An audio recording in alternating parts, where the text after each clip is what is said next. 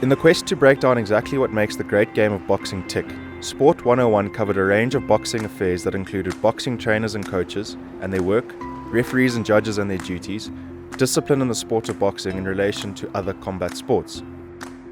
The allure of boxing for spectators and participants alike also relies on characters that promote and attract a following. An important cog in a successful bout or boxing event is a quality ring announcer. Kambui, and without any further ado, we would like to begin with our 10-round international middleweight bout. It is going to be about A ring announcer is an in-ring, commonly on-camera crew member for a boxing, professional wrestling or mixed martial arts event who introduces the competitors to the audience. In boxing, introductions occur after both fighters have entered the ring. Along with each fighter's name, the announcer typically announces their height, weight, alias, win-loss record, and any current or past titles the fighter has won. So a ring announcer plays a critical part when a bout or a competition is broadcast, because obviously he's the first face onto the broadcast. However, in a normal event where there's no television, the ring announcer is the one who calls everyone to order. So to ensure that a bout is ready to start, the ring announcer is the one that starts everything, and he makes sure that he introduces the boxers and sort of sets the scene. There's nothing worse than you've come to watch a boxing match and you actually don't know what's going on. I guess to a certain degree it's no different to you're flying out of the country and there's big TVs on the wall telling you where your flight's going and what time you need to board. It's that same kind of person that's calling everyone to order. He's making sure that everyone is involved and they know that something's about to start. The name Michael Buffer is no stranger to boxing enthusiasts around the world, as his trademarked catchphrase, "Let's get ready to rumble," is the last words one hears before the fight happens. well, lots to chat about tonight. We've got a great bill card and a card for you. But Equally important, and sometimes out of sight, are the commentators. Commentators offer analysis on the match, offering their opinion on the progress of the fight and performance of the boxers themselves. So a commentator is there to add colour. The obvious example is that if you watch a horror film, what makes a horror film scary is not always the pictures, it's the sound. So when someone's walking up a set of stairs and the stairs are creaking and there's the background music making that noise, that's what makes you scared. In the same way, that's what commentators do. Commentators offer what's called colour. So they have pictures and their job is to add the colour to the picture, that little bit extra. So it's no different to taking a very dark stills photo and then taking it and post-editing it and adding more light to it and making it look better. That's what commentators' roles are. Predominantly is there to add the colour. What they also do is they offer the interest and the advice. There might be people watching boxing who don't quite understand the rules. They don't know the boxers. They don't quite know who's winning or who's boxing better. So the commentator needs a blend of being able to enthuse someone sitting on the couch at home. He needs to also be able to educate him. He needs to be able to tell him why that boxer's struggling, why that boxer's maybe in the process of losing the bout because he's not doing this properly. It allows an education perspective, it allows a excitement perspective, and the fact that apart from me sitting in my lounge watching a boxing match, switching the sound off, that doesn't have the same effect, and commentating myself on what I think, there's someone doing that for me. Because yes, look, he got hurt to the body. Ever wondered what a bout would be like without these important people? Watching sport, I like to watch from the comfort of my home. I like to watch sport for the competitiveness, to see the skill that the players have, and to really just watch and enjoy on my own. I know a lot of people like to watch it live because they say the atmosphere adds to the game. I actually find then that the commentators and the commentary that comes with the sport, for me, is what builds the atmosphere. And I like that that atmosphere is professional and that it is accurate and in most cases not biased. Like every other sport, boxing requires heavy financing, and this task usually lays squarely on the shoulders of the promoters. A boxing promoter is in charge of setting up and paying for everything involved in a boxing match, and making sure all legal requirements are met every step of the way. The promoter assumes all financial risk associated with the event, whether that means the promoter is paying for the event or securing a number of secondary investors to guarantee the costs. Zimbabwe boxing has struggled financially over the past few decades, but has somehow been able to host high-quality events. Boxing had developed such dizzy heights some 20 years, nearly 20 years ago now, when Zimbabwe for the first time had more than, if I remember well, more than 10 boxers rated in the Commonwealth. That was quite an achievement, because before then there was not even a single boxer rated in the Commonwealth, save for Langton Schoolboy, who had been Commonwealth champion on, I think, 3 occasions, defended 3 times. After Langton Schoolboy's retirement, there was also retirement of boxing in Zimbabwe. When I added my efforts, we got to a stage where we had 10 boxers in Zimbabwe rated in the Commonwealth. My name is Boris Najda. I am from former Yugoslavia, former boxer, now from Serbia. All my life I'm in boxing, promoting boxing in Africa, in every country to where I'm waking up to now. In Zimbabwe I'm 26 years and 21 years promoting boxing in Zimbabwe. I am coach, manager and promoter in Zimbabwe for Boris Blackfish stable. I am man who is opening female boxing in Zimbabwe. Internationally, Don King is arguably the most recognizable boxing promoter of all time.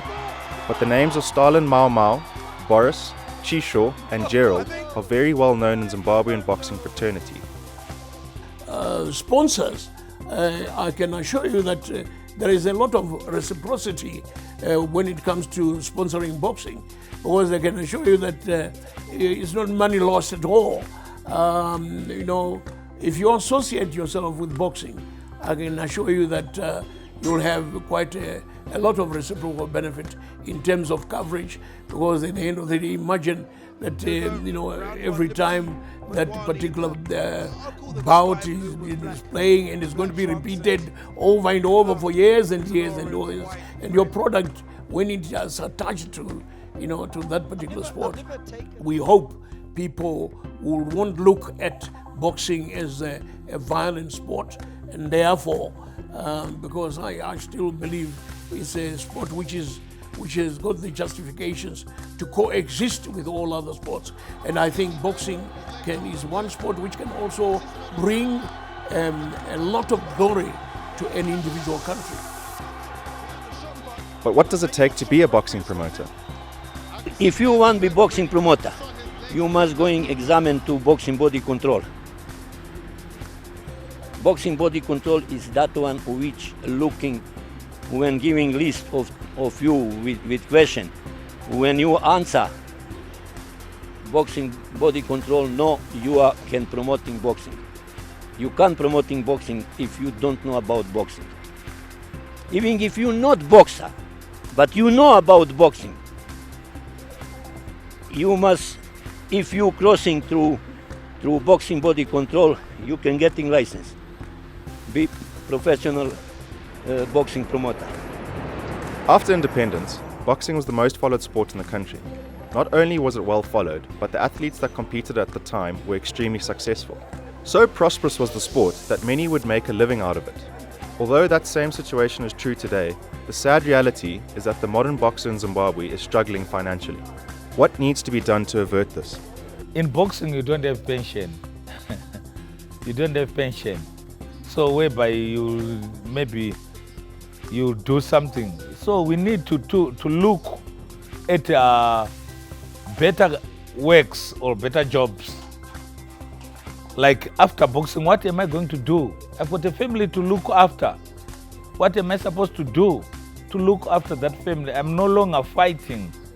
We have got big families that we take care of. You might, some of the boxers, they come into boxing not as a boxer, but they come into boxing to train hard, work hard, and to get money out of boxing. So once that person gets money, he goes back try to solve his personal problems, try to solve his family problems. And at the end of the day, he ended up with nothing because he was trying to help the families. These guys, I told them to invest their money, not to spend money. Because the moment you go to a fight and you won the fight, you get the money. And that money, it's not the money which you're looking for. It's just a change. There is money beyond that money. So that money little which you have to put it aside. And what makes the boxers, most boxers of Africa, to suffer? Because they don't want the advisors. There is advisor. I can give them my own advisor for my own life. But there's people who learned for how to invest the money. When we talk about these guys, their mind, it can be ruined because he said, I'm still a fighter. He doesn't know that it can end like the way I am now. So now it needs a proper management. It's unfortunate, I mean, the situation in our country, especially here in Zimbabwe, we don't take boxing seriously. I mean, if we had taken boxing as it was before, I can tell you boxing was almost a national sport before soccer. I tell you because boxing was number one, followed by soccer. The days of the proud Chinembiris, Gilbert Josams, Antonio Tinago, the Mosquitoes and the likes. I mean, we had great fighters and boxing was at the pinnacle in this country. If we had structures in place, you know, where we can say there's medical for them, there's remuneration for them after retirement and stuff like that. It happens in all sports, but it seems like boxers have a greater chance of ending up losing their money and going broke than most other athletes. When a boxer reaches the elite level status, they often earn more in one night than some of the best team sport athletes earn in a year. A champion who can hold onto his belt for 2 or 3 years would be set for life. However, it rarely works out that way.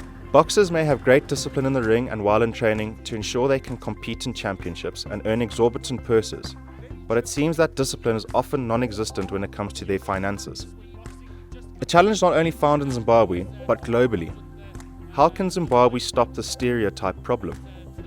I've got a program in place so that we start in an insurance, health insurance program for all our boxers, including the referees and judges, etc. It has never happened before. I wanted to start the ball rolling by funding the seed money for this, health